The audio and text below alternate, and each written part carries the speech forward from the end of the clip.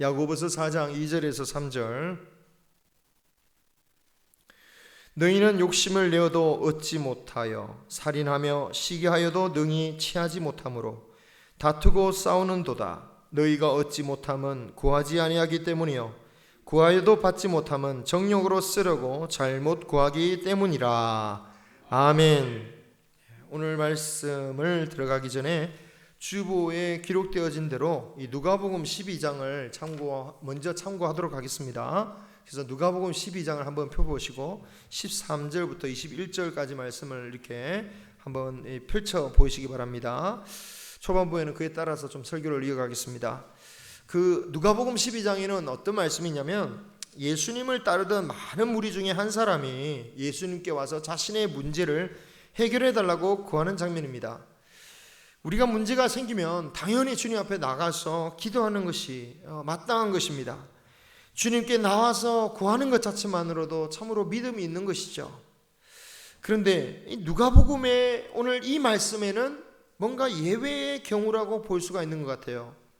한 사람이 주님께 찾아와서 자신의 문제를 놓고 해결해 달라고 구합니다. 그 문제는 그의 형의 부모로부터 받은 유산을 형이 주지 않는다라는 거예요. 당시 유산 상속 때는 이 장자가 다른 아들들보다 보통 2배 정도를 더 받았다고 해요. 근데 이 형은 아예 모든 재산을 다 차지하고 동생들에게는 한 푼도 주지 않았던 것 같습니다. 그러니까 얼마나 억울한 일입니까? 이 사람은 이런 억울함을 풀어달라고 주님께 나와서 구했던 거죠. 우리도 이런 억울한 일을 당하면 당연히 나가는 게 아니겠습니까? 그런데 예수님의 대답은 굉장히 의외였다라는 것입니다.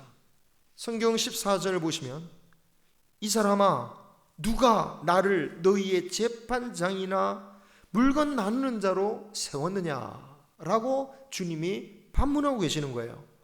이거 이상하지 않습니까? 이 사람이 자신의 억울한 일을 구하는 것이 뭔가 잘못된 일일까요? 그런데 예수님께서 그 구하는 사람 그 마음의 중심에 뭐가 있냐라고 말씀하시냐면 탐심이 있다라고 말씀하시는 거예요. 그래서 15절을 보시면 삼가 모든 탐심을 물리치라 라고 하시면서 탐심에 관한 비유 이야기를 하세요. 그 이야기가 우리가 잘 아는 어리석은 부자 이야기입니다.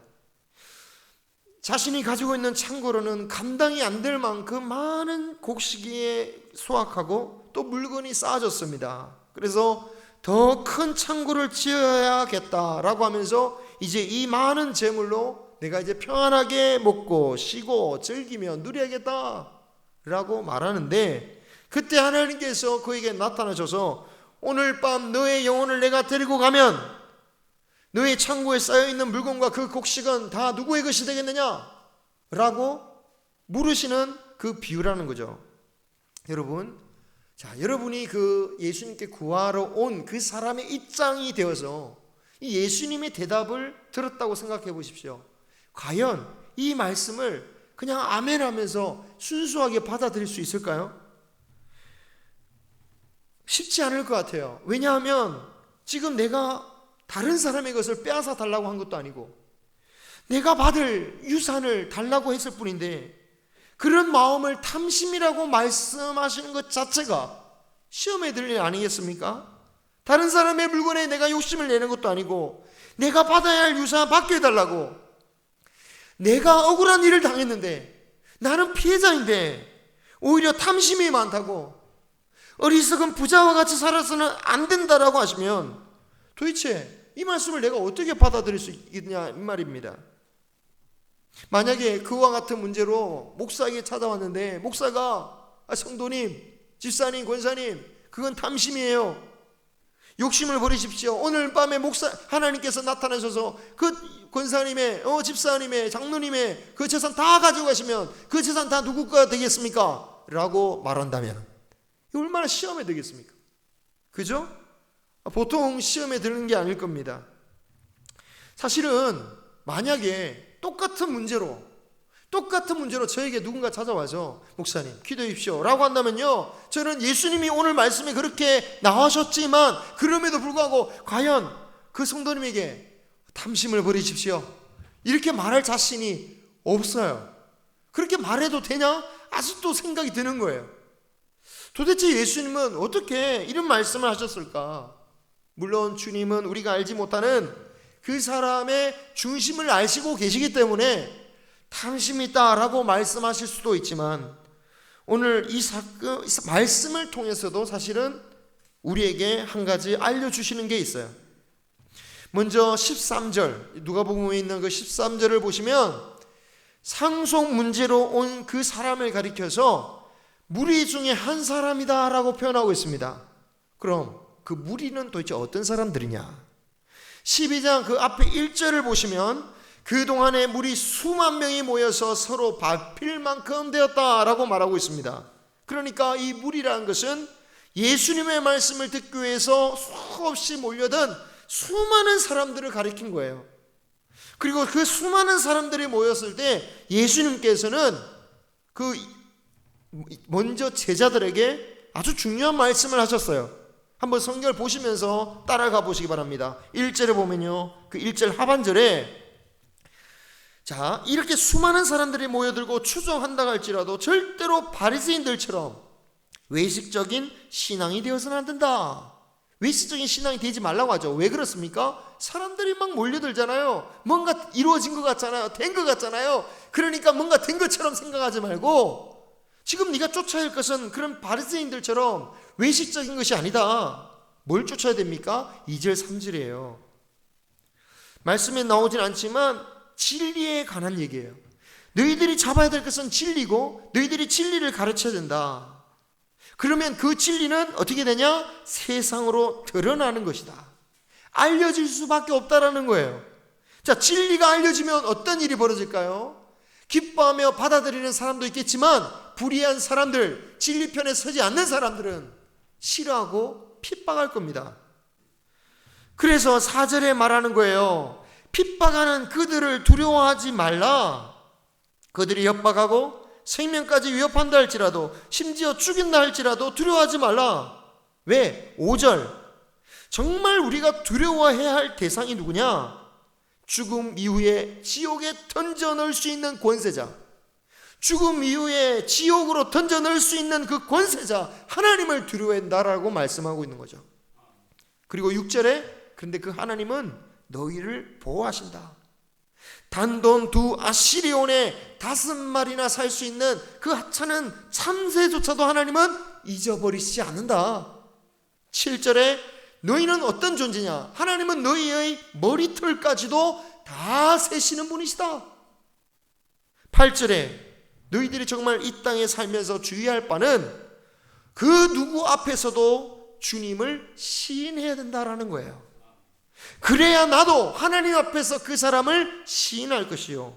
9절에 만약 그 사람이 사람 앞에서 나를 부인한다면 나도 하나님 사자들 앞에서 그 사람을 부인할 것이다.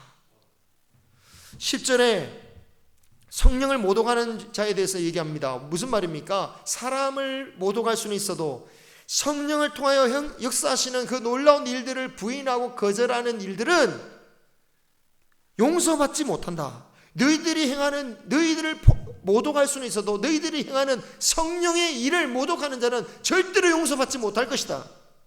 11절 12절 너희들이 해야 할 바는 뭡니까? 나를 믿는 너희들은 그 어떤 권력자들이나 높은 사람에게 끌려갈지라도 성령이 주시는 말씀으로 당당하게 증거해라. 이것을 먼저 제자들에게 말씀하셨다라는 거예요. 자, 먼저 말씀하셨다라는 의미가 뭡니까? 제자들에게만 하신 말씀이 아니다라는 거예요.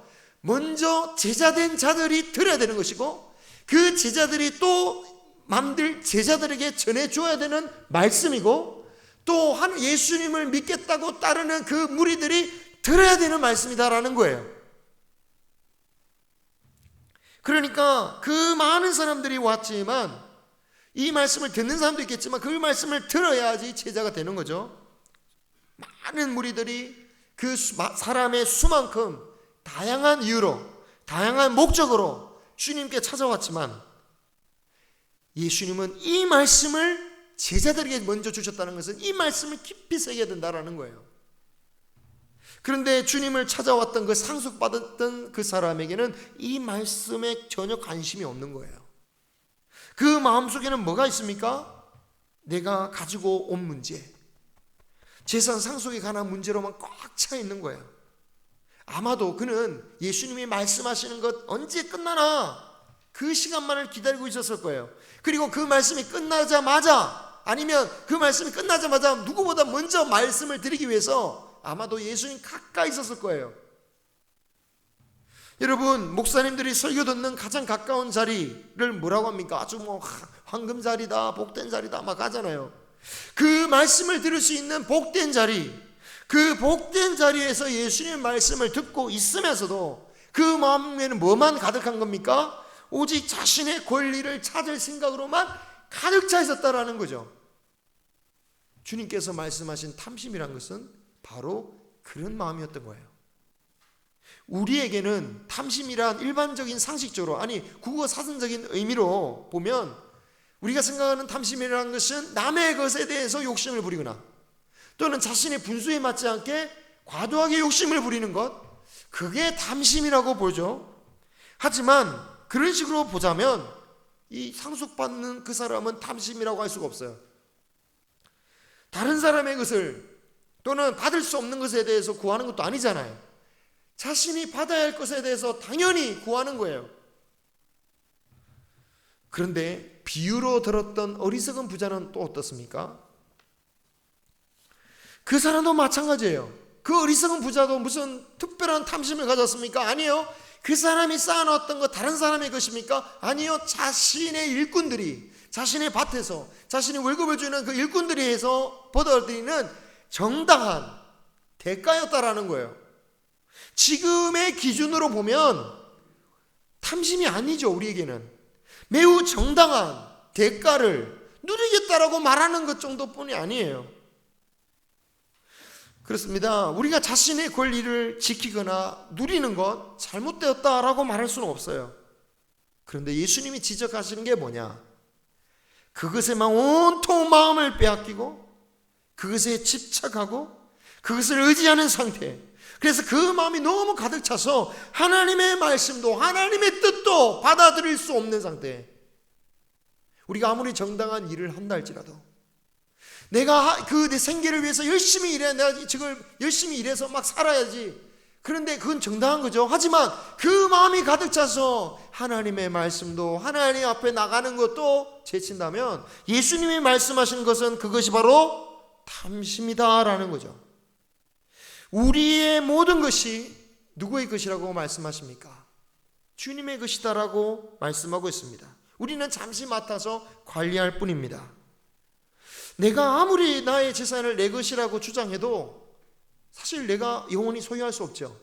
내 육신은 또 어떻습니까? 내 몸은 나의 것 아무리 주장해도 나의 뜻과 상관없이 연약해지고 부서지고 힘이 없어집니다.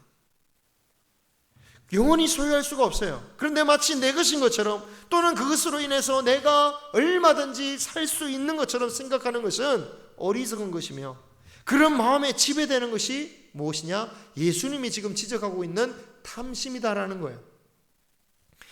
우리의 마음은 과연 어떤 생각으로 꽉 차 있습니까? 생명의 말씀이 지금도 이 순간에 들려오고 있는데, 주님의 말씀이 우리의 마음을 두드리고 있는데 우리는 여전히 우리의 다른 생각으로 문을 꼭 걸어 잠그고 그 생각으로만 꽉 차 있는 것은 아닌가? 주님께서는 우리의 영원한 생명에 관심이 있는데, 그리고 그것이 중요하다고 말씀하시는데 우리는 여전히 이 세상에서 일어나고 있는 문제에만 관심을 가지고 그것에만 마음이 꽉 차서 살고 있는 것은 아닌가? 온통 그것으로만 살고 있는 게 아닌가? 기도는 하긴 하는데 마치 상속받으러 온 사람처럼 내 문제 좀 해결해 주십시오 라고만 하고 있지는 않은가? 성경은 주님께 관심을 가지고 말씀하시는 그것에 관심을 가지라고 합니다. 그리하면 너의 필요한 것도 채우신다라고 하신 게 성경 말씀입니다. 상속 문제로 온 사람이 자신의 탐심 때문에 아무리 주님 옆에서 그 말씀을, 생명의 말씀을 들은다 해도 소용이 없었던 것처럼, 만약 우리 마음에 탐심이 가득한 채로 우리가 이 자리에 있다면 아무리 예배를 드리고 말씀을 들어도 큰 변화가 없을 것입니다. 그리고 그런 마음으로 우리가 주님께 기도할 때 주님은 어떤 대답을 하실까요? 그 상속받은 사람의 같은 마음으로, 똑같은 마음으로 기도할 때 주님은 과연 다른 대답을 하실까요?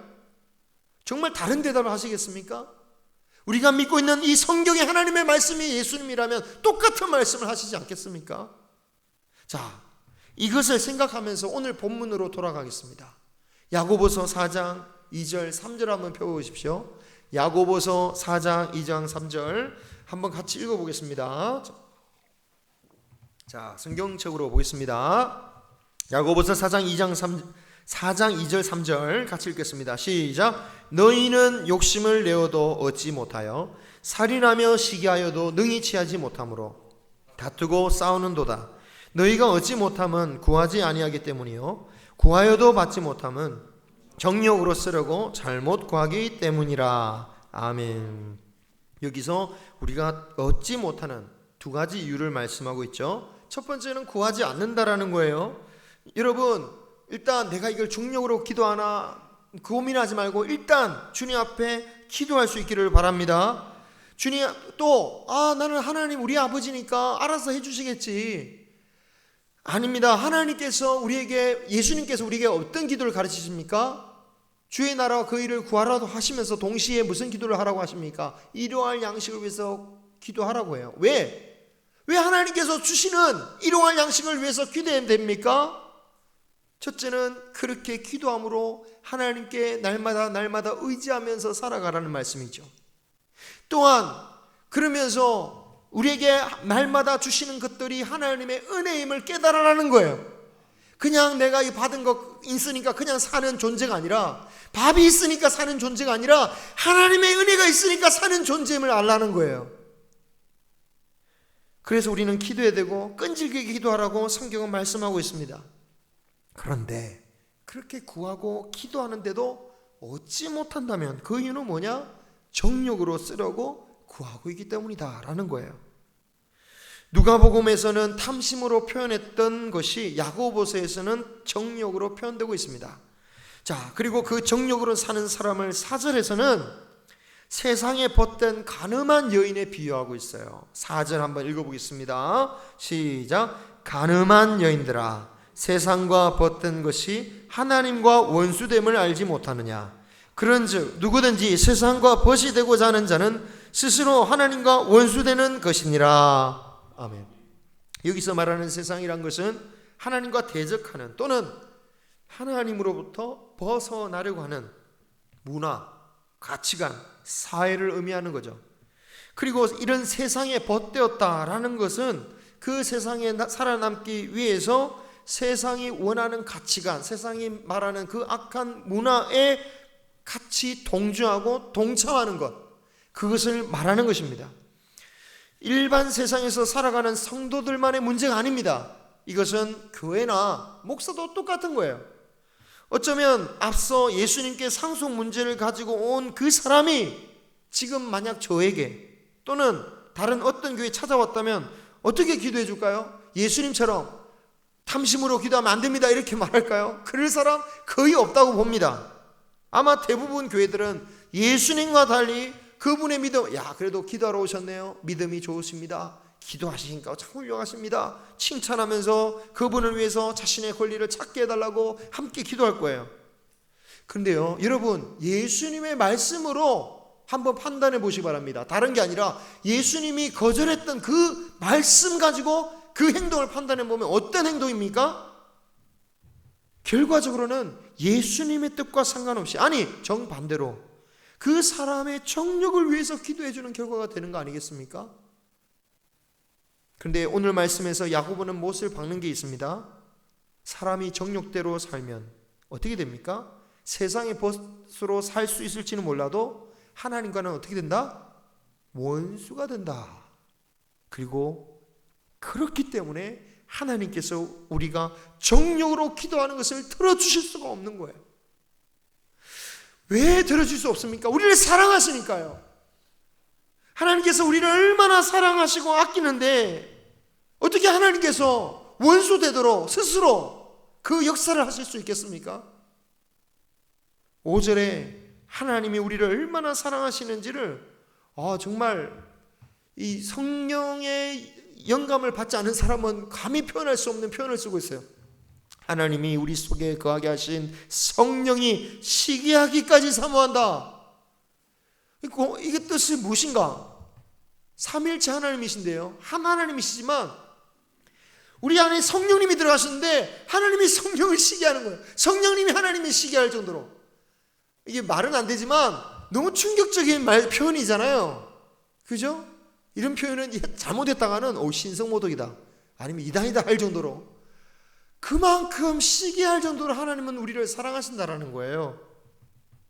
그러므로 너무 우리의 정력을 위한 기도를 들어주지 않는 것도 하나님의 은혜다라는 거예요.